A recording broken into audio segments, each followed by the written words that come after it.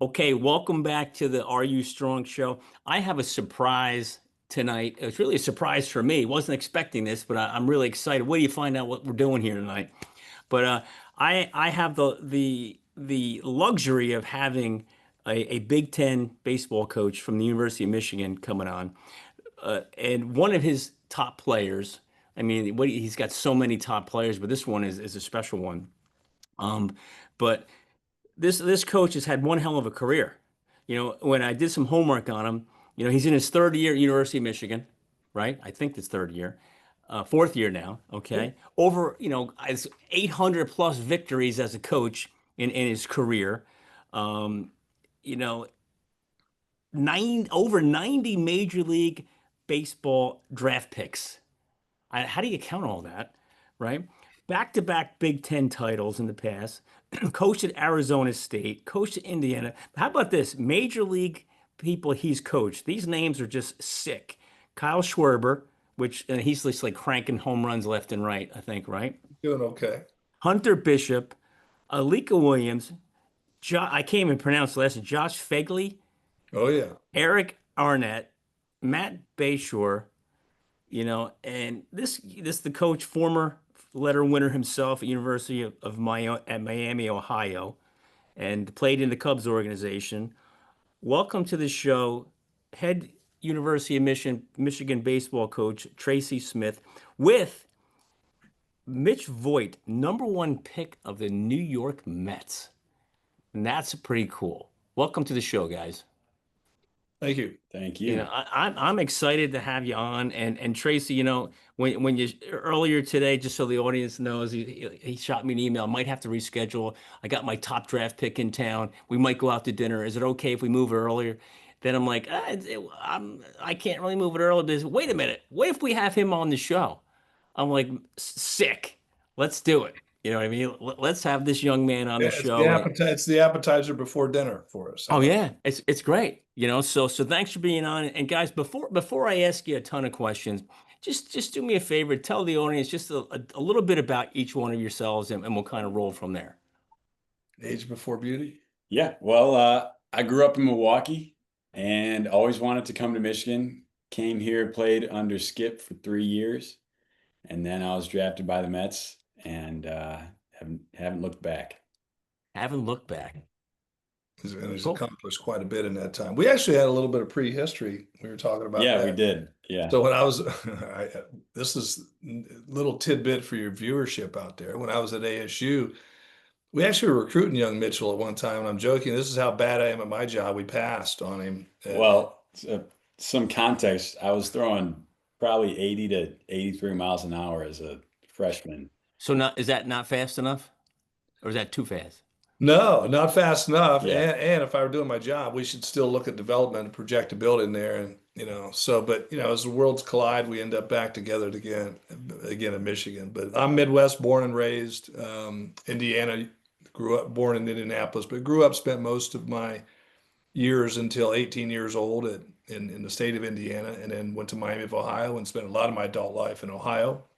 Bounced around on the coaching front, been in it for 30 some years, and just excited to wake up every day and still be playing, still being in a profession of baseball. I feel like I'm playing every day, but I feel lucky to be here. So thanks for having on. I look forward to talking some baseball.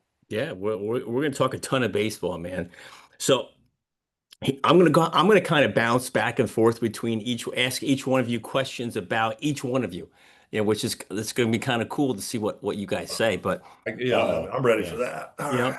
but coach, you recruited Mitch. Like you said, you passed on him the first time. Like what was up with that, right?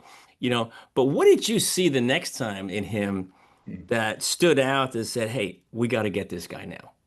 Well, truth be told, he was here. So, I mean, well, he was coming here, I should say. We arrived at the campus at the same time.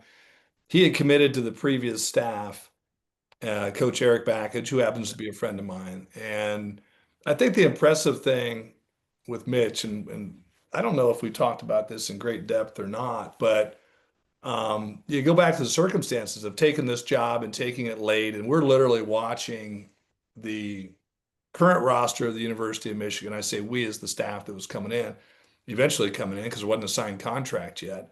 But looking at the current roster of Michigan departing because there was no head coach at the time, but then also the recruits and what and not just Mitch, but others, but a handful of them stayed. And so I wish I could sit here and say I had a big hand in him. Well, I did have a big hand in you coming because I passed on you at ASU, which meant Yeah. opportunity for Yeah. Michigan to recruit you. But I did not recruit Mitch to Michigan. We both entered at the same time. And again, Okay. the fact that he stuck with his commitment through that coaching change says a lot about what he said earlier about always wanting to go with Michigan. So can I ask a crazy question on that one? So how did you feel, Coach, when you showed up and you saw him there? And then Mitch, how did you feel when you showed up and you saw Coach there, knowing that he passed on you the first time? Well, I looked at it as more of opportunity. He hadn't seen me in quite a while, and Yeah. I'm showing up. Everyone's got a fresh slate. And so it was just a big opportunity for me to kind of go out and show what I've been doing over these years. Yeah. Well, then when we found out Mitch could be all right, it was what you mean that little punk that was only throwing 82, 83 back? No, no, no. Yeah. And he comes out of a tremendous summer program too, but it was fun. It's just funny how life comes full circle, Yeah. and I'm sure we'll get to it, but thinking back to the day of passing on him and then entering the same time and then ultimately he's just getting started in this thing. It's an honor certainly to be a first round draft pick, but he's got a lot left ahead of him, and to see that growth and think back to jokingly because I remember the field that I was on watching to where it is now is pretty cool when you think about it. Yeah. So Mitch, your first impressions, Coach, you put a uniform on, you're on his team now. You know, how did his coaching style impact you? Honestly, so like you mentioned before, the summer program I played on hitters, they were real tough on you. And I heard so much of the same kind of messaging Jeff, I'm looking forward to hearing this about stuff too. So Yeah. basically my whole time there, I was being taught to do things the right way and to do your job. And that's something that he preached because, everyone's doing what they need to do collectively on a high level. You're going to have success as a team. So basically, it kind of fit right in with what I was all about, and I was pretty happy. All right, cool. So obviously your relationship together has grown to something special, I'm gonna guess. Because Yep. if it didn't, you wouldn't be sitting here with them, right? So can you both kind of share like what captures your relationship? Like if you could kind of put it into a sentence as a player, coach, player, like what captures that relationship between you two? I would start off saying over the years, you get more comfortable and more comfortable to the point where last year, there's I like to mess around, like, crack jokes. But last year especially, I would say it was another step in being able to just, get that back and forth banter going. And we get a lot of that. You're All around right. competitive people, and that's just something that happens. All right, Coach, how about on your side? I'd say it is a natural progression because freshmen, they come in and they're trying to find their own way. There's a little bit of nerves in that, but every year that goes by, you do a lot. As you know, you're in a baseball season, there's ups, there's downs, and each year you grow and you grow together. Um, and then back to that trust factor, as guys are older, you get a little bit sense of who they are. You kind of like you turn it over to them. And I'm sure we'll get to it at some point in the conversation, but that's easy to do for someone. You talk about how good he is, but he's also a very mature, a leader in the locker room, almost really an extension of the coaching staff. Yeah. So and that stuff evolves and grows over time. That doesn't happen for everybody. And and we always talk about in coaching that you don't want it just to be the time in college that is he grows off and he gets married and has kids and becomes a A grown coach. man, that I'm sure that relationship will continue on even then. So Yeah. Great. It's awesome. So coach, I mean, in your 25 years career, you've coached some phenomenal players. some of the best ever, right? What makes Mitch's development unique or different compared to those guys? Unique or different? I would say, I mean, honestly, I'd probably go the other way. I'd say what makes it similar to some of the great ones. I mean, Okay, if I may, sure. because and you've probably heard me say this, Mitch, but like, well, I think what's interesting is like the really great ones, the talented ones, they're also not just great baseball players, they're great teammates. So I go back to Mitch's career. His freshman year, he comes in, he plays third. He's a freshman All-American. He's a closer. He's a two-way guy coming in. So he's helping us win baseball games on both sides. Every guy that comes to the program, I would assume, has aspirations of playing beyond, Yep. i.e., getting drafted and playing in the big leagues. That inherently sometimes creates a little bit of like, and you got to be a little selfish in baseball. You got to be a Sure. little selfish in anything. But because he was so valuable on the mound, and because we were void in some positions in depth on the mound, that we knew he was going to be one of our better pitchers coming back his sophomore year. And here we are, him coming off of, and this is who Mitch Voit is. So him coming off of his freshman year as an All-American, knowing that he's going to help us win on the mound, we're like, we got to protect his arm. So we move him to first base, which a lot of times is viewed as almost like professional suicide for a guy who wants to be a high draft pick, because if you look historically, that's not a position that gets paid a lot, if you will. Not Right. once, not once did Mitch ever say, "Don't do that because it hurts me personally." Like it's if that's what the team needs, then I'm going to do it. And so I think that selfless attitude reminds me of, as you brought up some of the, Kyle Schwarber, who's capturing a lot of headlines right now. I mean, Kyle was the same. I mean, Kyle was a very selfless player, was a great teammate in the locker room, Spencer Torkelson, and there's several others on that list. But the great ones that really move the needle for you, in my opinion, are not only really great players, but they're great teammates. And one additional thing is they're tremendous workers too. Yeah. There's nobody, there aren't many that are. I hate complimenting you when you're sitting right here. There aren't It's there hard, aren't right? there aren't many that outwork him. I mean, you don't turn into this a first round Yeah. draft pick on accident. And we would always say it like, we're not going to have a good team if our best players aren't our hardest workers. Yeah. We talk about, as a leader, always put yourself above reproach.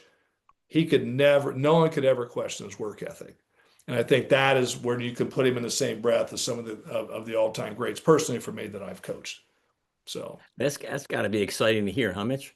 I can't believe you made me say that. First time here. Can't believe you made me say that. So Mitch, you were a two-way player, right? And when did you stop pitching?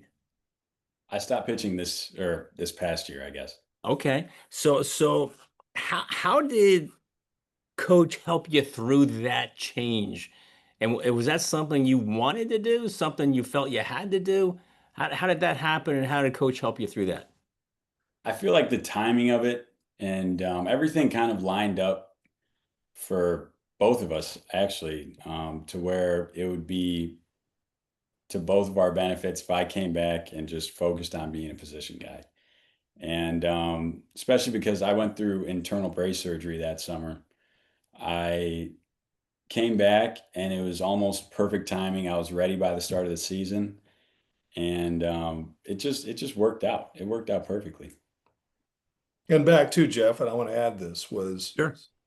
we're progressing through the year. He's one of our better pitchers. He's not pitching, and he's playing second, playing at a very, very high level.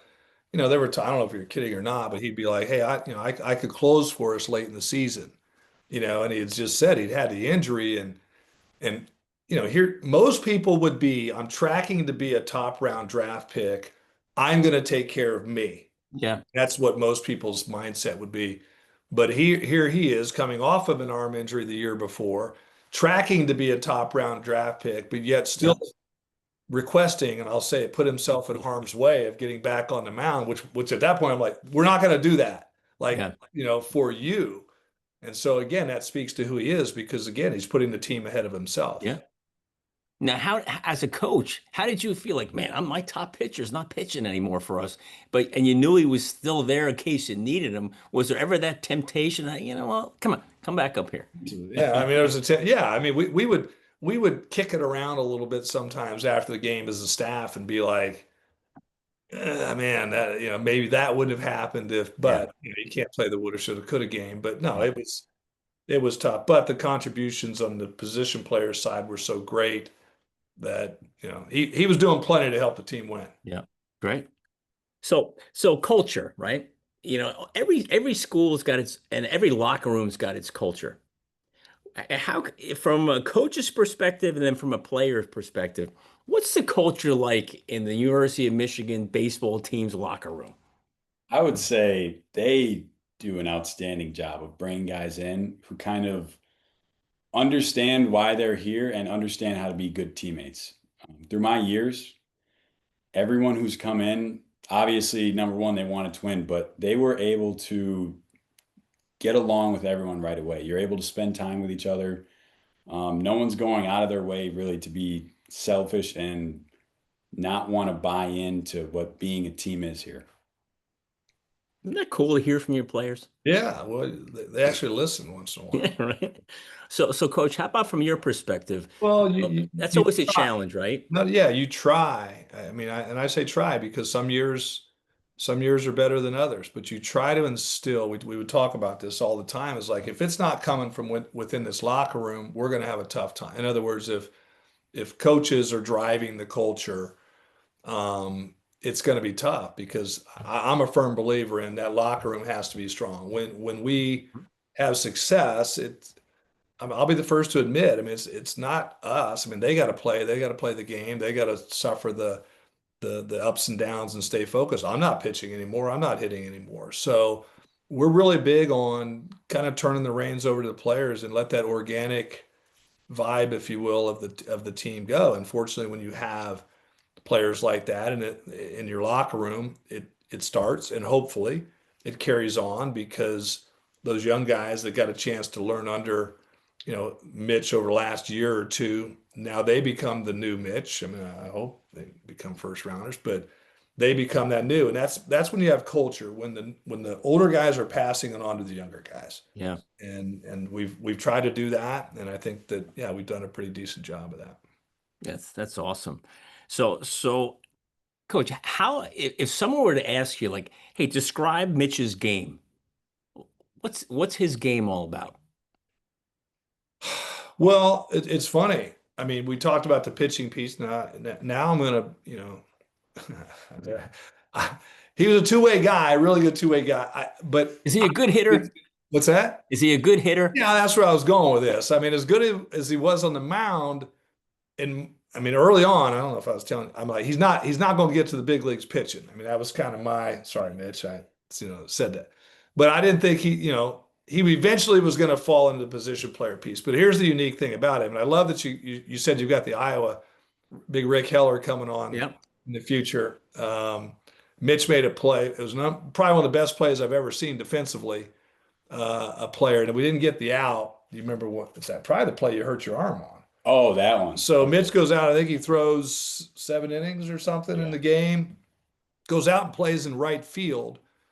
And keep in mind, his reps weren't really coming in the outfield a lot, but he was our best outfielder. But he played every position. Well, that's what I'm saying. Our best outfielder without. But he leaps up, makes his catch in the right field corner, or right field wall, comes down and throws the thing on a fly, a guy tagging at second. It was close enough. I think we may even reviewed the play, but it was one of the most spectacular plays I've ever seen because of the distance of the throw.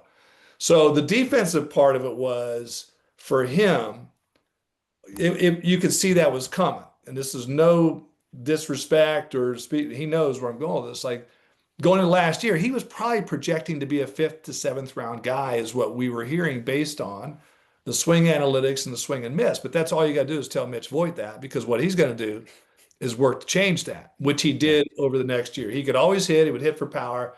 But to move in that elite category, he had to cut those strikeouts down and swing and miss, which he did. So I think aptitude, when you talk about aptitude, which I think is the most underrated skill in sport, of someone being able to make changes, he's got it, because you can put him anywhere on the diamond he's going to succeed. You can give him a challenge to work on his game, cut your strikeouts. He's going to succeed. So that's rare air when you start being able to do those things consistently. Did he catch it all or no? Could. You don't want I know, but I said that to scouts too. I mean, I literally would say, hey, he's not a catcher, but I guarantee if you put him back there, He'll he do would it. figure that out and be a dude behind the plate in a short time. So you kind of answered this, but I'm going to ask it in a different way. Coach, what separates Mitch from everybody else? Say mindset, ability, the humility part of it, and I want to interject this because I said this. I've done interviews and the New York thing, and everybody always wants to talk about his talent. Like everybody wants to talk about his talent. And I said, but the real Mitch Voit too, to me, is in today's landscape of NIL and rev share and Yep. scholarships and the new norm being full rides and whatever. He could have in the world that he was, and he probably did and didn't tell us half of it, but being a freshman All-American, you were a target to be poached Yep. by higher revenue, schools. You go out and do what you did your sophomore year, I mean, you had the Team USA on his resume and all of that. And I would tell people, I said, "Do you want to know who Mitch Voit is to me? Mitch Voit is the guy that never came to me at any point during that time and said, you need to do this for me or I'm leaving." Like that.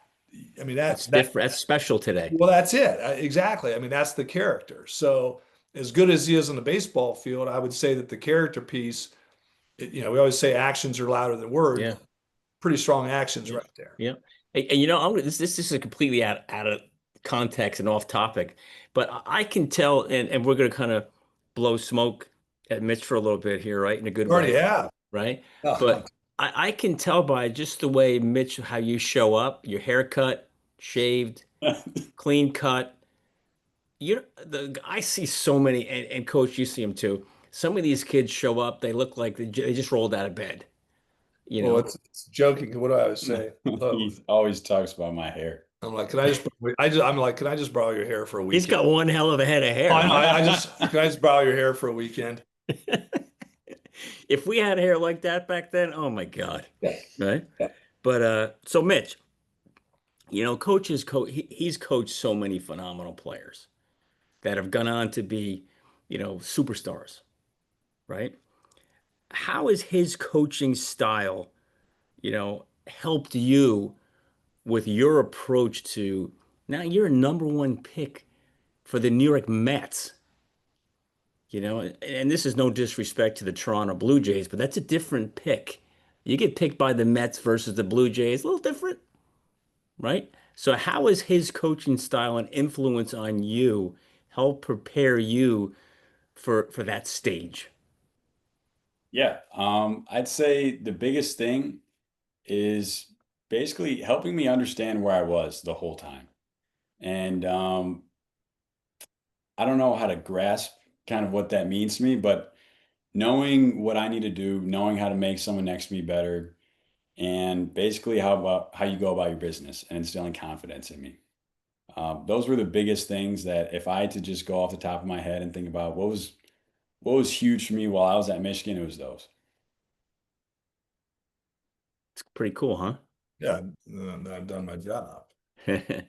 So Coach, for Mitch, when do you think, now how many years you played for, 3 or Yes. 4? 3? Okay. Coach, from watching Mitch come in and play for those 3 years, what was his biggest growth moment? They say, you know what? This kid has gone to the next level now. Um, well, I mean, it had a tremendous year, certainly the freshman year, but I think it was maybe even the sophomore year when there's just some of those moments when um, people can back up like in unique scenarios. And I go back to that midweek game. We, we were gonna try to rest him, because try to, give him a little break or whatever. And I can't remember what the reason why, just other than maybe wanted to rest you where you banged Yeah. up a little. And so anyway, it was a midweek game, Central.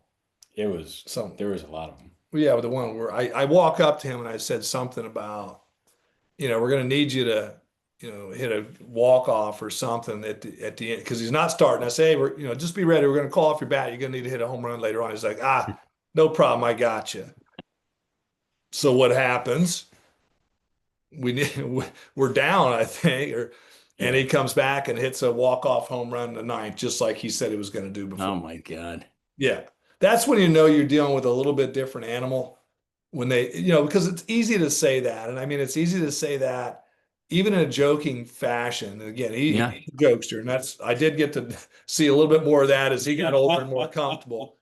But there was also, and you can sense it, like, no, I'm really going to do, like, no, I'm really going to do that. I know you may think I'm joking, but no, I'm really going to, and he really believes that, like he's going to do that.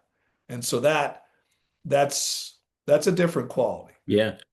So Mitch, when do you think like somewhere along the line in our careers, we hit this level where our just confidence just goes sky high, right? When did that happen for you? Was there a certain time in your high school career or early Michigan career they say all of a sudden you're just confidence level, like give me the bat, I'll hit it out. That I can't remember when that happened, but I know that my two older brothers really, they must have been the ones who got it in me because I've always kind of felt that way. They beat you up pretty good? Oh yeah, no, they did that too. But when anything came down to the wire, um, you always just want it to be there. That's cool. So Mitch, they called your name, New York Mets, #1 pick. What the heck was that like? A moment of relief because I could stop watching the TV. Now, But were you home for that? Were you in school for that? Like, where did that happen? I was by my brother's place. Okay. But yeah, I had a ton of family around, but it was incredible. There was a 3-day period that all just seems like it was all one, and everything's jumbled up in there, and yeah, then your heart rate finally slows down after 3 days. I flew out to New York. That was fun. Yep. But yeah, no, it was incredible. Now, were the TV cameras there and stuff waiting with you? Yeah, we had a local guy who had done something for me early on, Okay.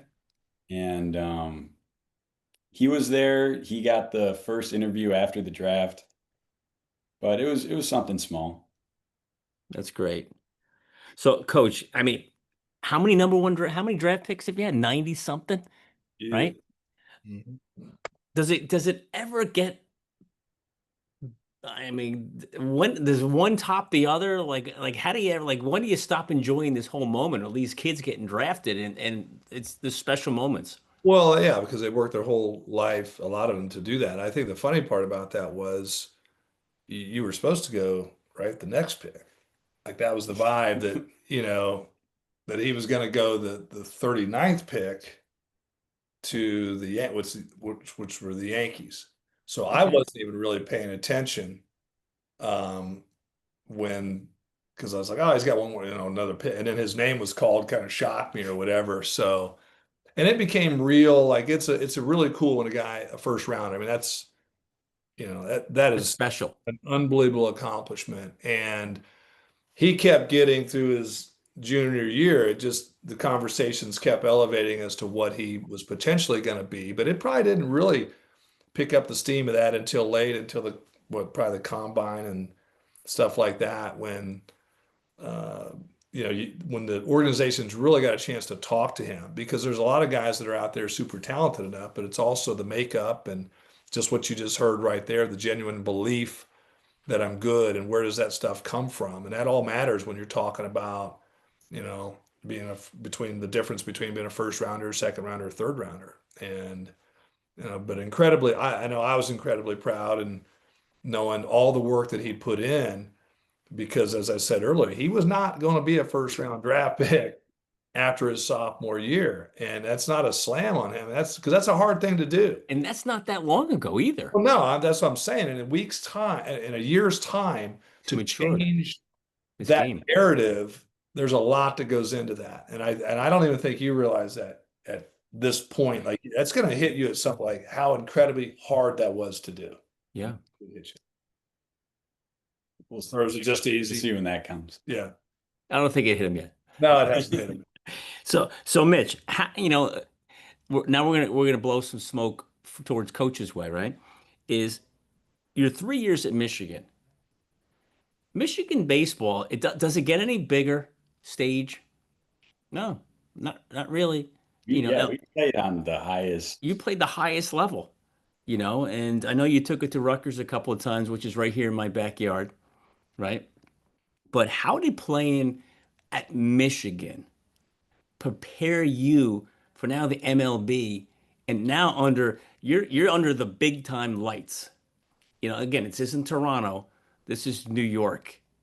How did that playing at Michigan prepare you for that stage? Well, I'll go back to the rivalry games. Okay, I know he likes to say we're playing Michigan every day, but when you play Michigan State and Ohio State, everyone wants to know what are the results of those games. So Yeah. you're in the thick of it, and in those moments, you kind of realize this is a dream come true. You know how many little kids right now are going to sleep thinking about bottom of the ninth. I'm playing for Michigan. We're playing against Michigan State, and I'm up to bat. And you get those little moments in those games, and it's like you welcome it, and you're so happy to be there. And so, kind of getting used to that exposure to those high leverage situations when everyone's watching and everyone is looking. That was incredible. Big stage, right? So, coach, who would you rather beat, Michigan State or Ohio State? Both. Well, if you got to pick one, who would you rather beat? Ooh. Or you're not allowed to say because you want Oh, everybody to know. I would say, gosh, I'd say Ohio State. I'd probably, I don't know. What do you? And end of the day, if you just let's say we don't play Michigan State and we're only playing Ohio State, then yes, Ohio State. But if you're saying in a regular season, saying everybody. You guys are so politically correct. He did learn something. No, That was a good answer. That's a politician answer. well, see, That was told good. you, I told you he's wired differently. Yeah, it's almost like that's a coach's answer, like how to answer the coach without annoying anybody or getting anybody aggravated. That was Exactly. good. So Mitch, how are you prepared now mentally? Is the game different at this level, mentally, or is it the same? How are you prepared for that? I'd say everything's obviously a lot different. You're not going to school anymore. You're showing up to the field 6 hours before the game. Um, and the skill level, the talent level is a lot different. But at the end of the day, it goes back to what he says. You got to be able to do your job and execute on your half, and you'll have success. And so that's basically the message is how do I get better at doing my job every single day before each game starts? And, it's just being just so completely focused on the process. Mm, be where your feet are, Exactly. right? So, coach, the world has changed, man. I was in college, along in the early '80s, playing college football. Coaching was different, sports were different, no social media, no, not much going on. As a coach in today's world, how do you look at the mental side of the game for the kids today playing? Not the physical side, not the scoreboard, but just the mental side and the mental prep for these kids today. Is it different? Well, I mean, I think it's absolutely different because of the amount of opinions that are flooded their way, either intentionally or unintentionally, because of what you said, the social media piece, the phone. Like this is the world nowadays, Yeah, and we all have different mechanisms of turning that off. Some kids don't look at social media. Some kids try not to. Some kids limit it. Some kids are consumed by it. But the fact of the matter, it's there, and that's something that we didn't have to deal with.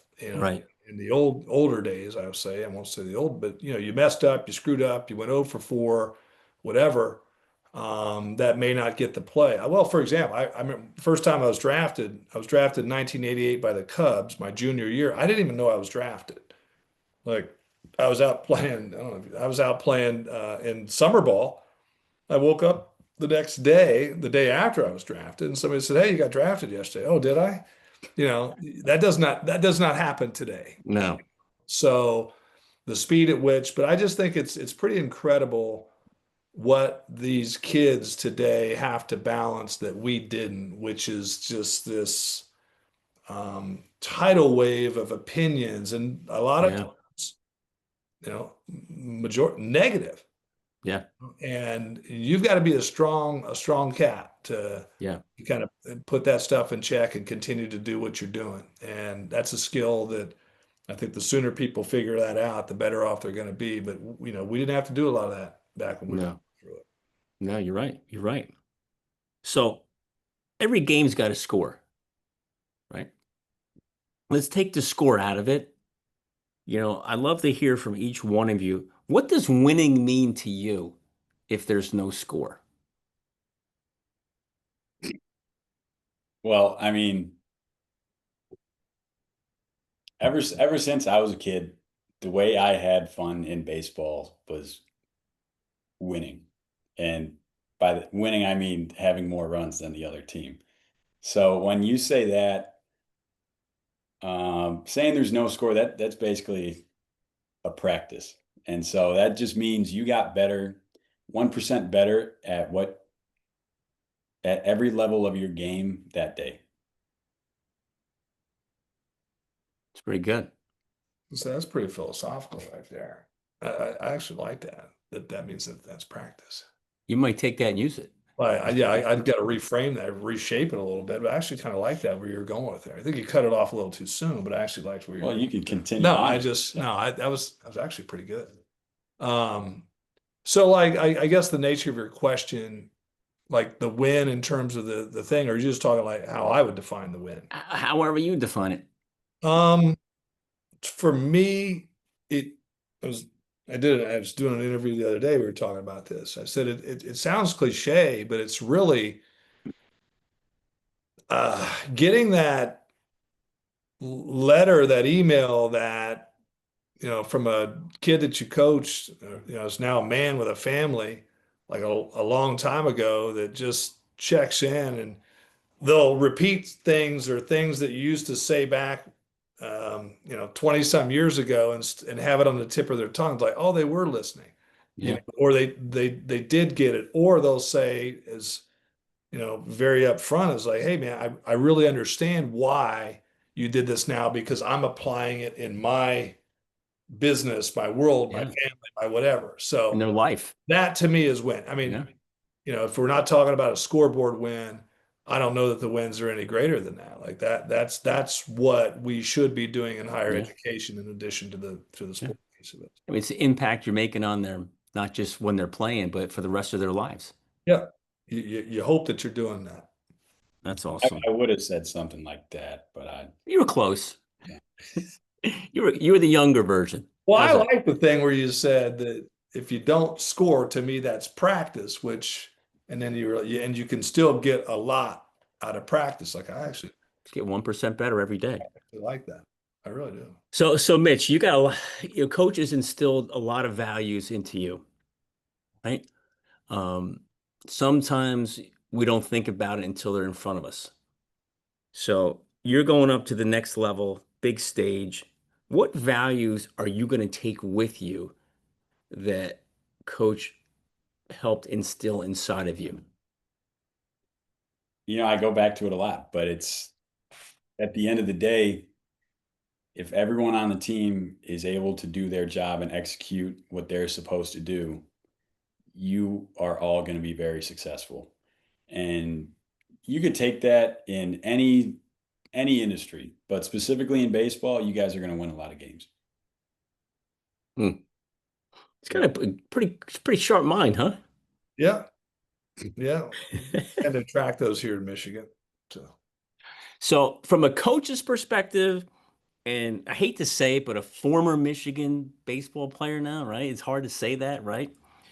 What advice can you give to the young kids who are aspiring to be Mitch? Hit the weight room in high school and be physically ready to play in the fall on day one. That was a quick answer. Yeah, because I've thought about this. And if I went back to high school, I would be in the weight room so much more. Hmm. Okay. Now it's so funny you say that because back when I was playing high school stuff, well, a million years ago, baseball and weights didn't mix. And now it's like you need to, Right. you know? Coach, how about you? What would you tell these young kids coming up who aspire to be a player, a person like Mitch?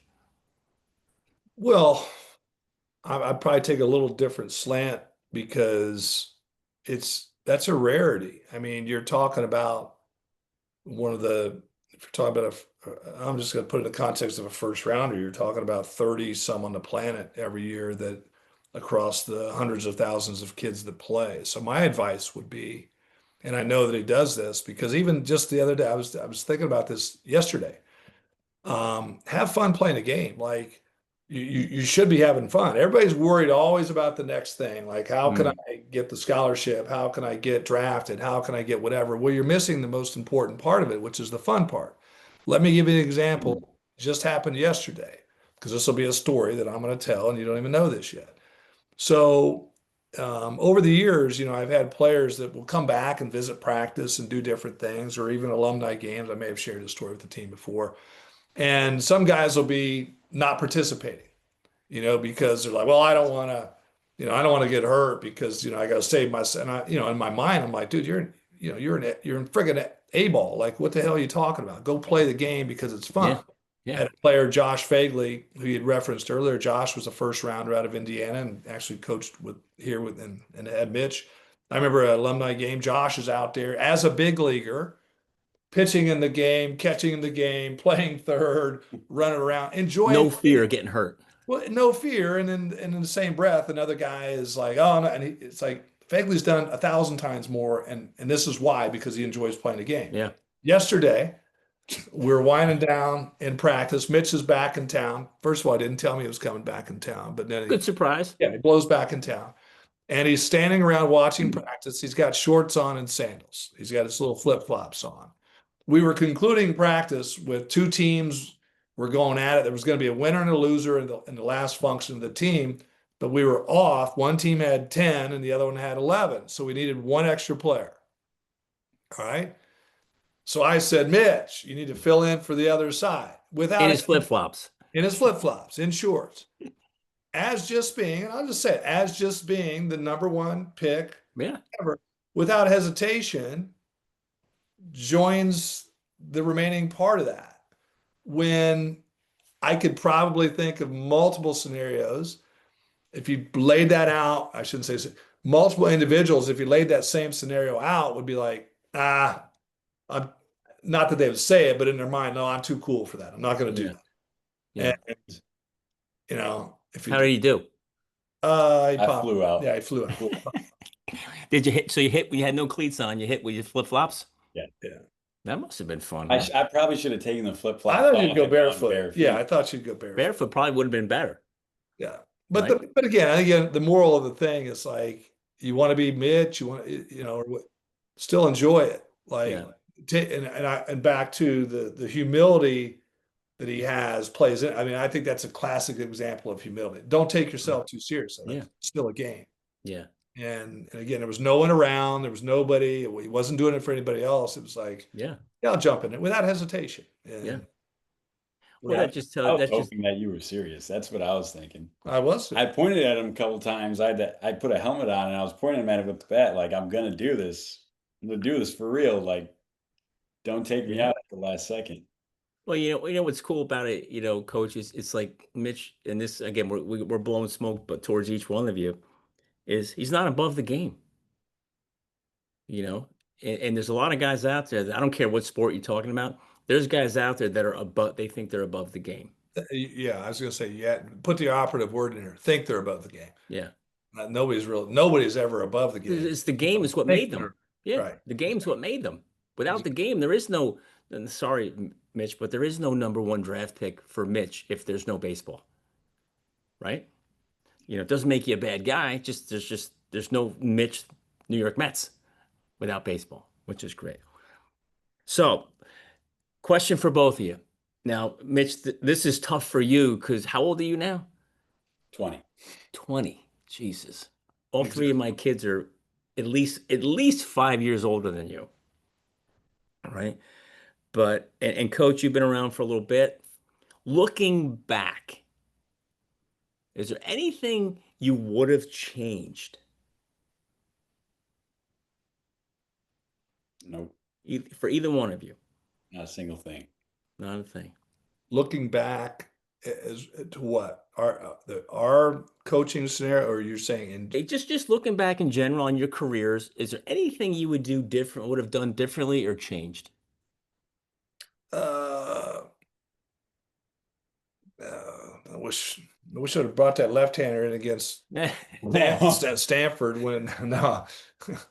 Oh no. I joke about that. Like we got walked off, and when I was in Indiana, walked off in a regional one, of still the most painful loss I ever had. We're the number 4 seed, and it just, you always in your mind, if we just, or called Yeah. this bitch or whatever. But no, because I think he's right. Like I don't think we can live life that way.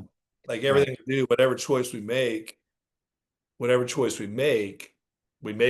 would say we make decisions based on the information we have at the time. Yeah. Like if we had the ability, I mean, I think we'd go back and change it, but that's just not how life works. Like Yeah. you take what you've got and you make the decision and you go with it. Yeah. Cool. So, Mitch, 20 years old. Jesus. I This know. is a tough question to ask you, and probably a harder one to answer, but you're now be considered a Michigan alumni. How do you want people to remember you as a Michigan baseball player? Someone who came up in clutch spots.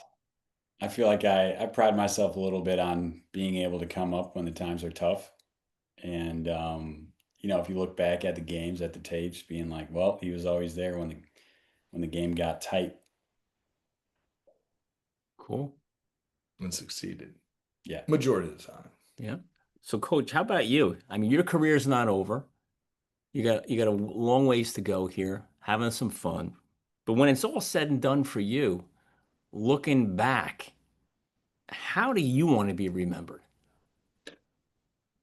Uh, as a coach, when you wear the tag at like the head one where the decisions stop here, I think when you're in the middle of it, and even the 20-year-old sitting to my right now still doesn't fully grasp that you've got to make decisions that are sometimes unpopular, but the thought that goes into that, whatever decision it is for our program, was thorough. And while there may be disagreements along the way or things that didn't work out for individuals, it's just I would want to be remembered at the end of the day that that he cared and that he actually did think of things through before making a tough decision or whatever, that we didn't just shoot from the hip.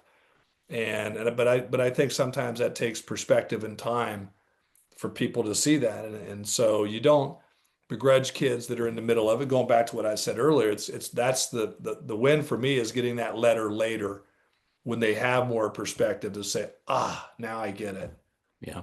Now I get it. So that's how kind of like my moral compass is, just like back to earlier, tough but fair. That's how I hear people, or what they say about me. He's tough, but he's fair. And I said, I'll take that every day of the week. Yeah. So I That's also like that's to add, as a player, you got how fans and onlookers would remember you, but as a baseball player, your teammates and the guys in the clubhouse, if you want to take that route, I think the number one thing that honestly any baseball player, but me specifically, would be that you were a good guy to be around in the clubhouse. You were a funny guy, and people liked being around you when you were there. great teammate. well, that's what we say that. Like we talk, how do you want to be remembered? Yeah. 20 years from now, nobody's going to know. They'll know you're a first rounder, but they're not going to know what you hit, how many home runs you No. hit, how many innings you pitched. It's more of, hey, were you a good guy? Yeah. Were you a jerk? Were you, Yeah. we talk about that all the time. Yeah. It's how you made them feel. How do you want to be remembered? Yeah. Pretty simple. That's awesome. That's awesome. Well, guys, listen, we talked about a lot. I know you got to get out to go to your dinner. Um, we talked to, beginning of the career, what's going on. We talked about coaching. We talked about the New York Mets and what's crazy going on there. Is there anything we haven't hit or touched on you think we should, mention before we wrap it up? No, I mean, I think for me, what I would say is just we're all lucky, and to me, life is about perspective. I mean, even in the current times and the things that we're dealing with as a country, as a nation, and again, not to politicize anything, and I'm really not. I'm not. I think perspective is key, and I only say the highlight because of public assassinations are not the norm. So we're at a heightened sense of what's going on across the country. We sometimes in sport, we sometimes in athletics in general, think it is the most important thing in the world. And I think if we can sometimes take and not forget, hey, we're playing a game. Yeah. We're lucky to be playing this game, and we should be thankful that we get to play the game because there's a lot of things going on outside of this, outside of our bubble. And trust me, I made a life, my living. I'm sitting in my house that is a result of the game. So I don't want to diminish the fact, but there's a lot of other things that are way more important than what we're doing. And to be cognizant of that, be aware of that. And if you can do that and put what we're doing in perspective, and I would say this as he's progressing through his career, because it's going to be hard, is if you can have the skill to do that, it takes some of that pressure and lowers that thing. And I think you'll actually perform better Yeah. when you do that. So just remember, we're lucky to be playing a game. Yeah. And I think the game, any sport, helps us forget and Mhm. kind of put the craziness aside and enjoy life for a little bit, Yeah. which is great. Great stuff. I want to hear the 20-year-old wisdom on that. All right. You got any? Yeah, I try and go through life with, perspective. You could say it's empathy, but it's understanding where other people are coming from. Mm-hmm. Um, he's talked a lot about that, but for me, when I'm in the game, it is life and death. I like it. Right. I like Right. thinking about this is, adding the pressure. But, Pressure. he has a point to where, yeah, if you make an error, you're not going to die like you Right. play, Right. you know. Right. And I think that's a lot of what he's getting at there. But Yeah. everyone's got a different approach to everything. But it is Yeah. important to remember where you are and to Yeah. remember that. And to your point, pressure's a privilege, right? Yeah, Pressure's absolutely. pressure's a privilege. Give me that ball. Give me that bat. Right, right.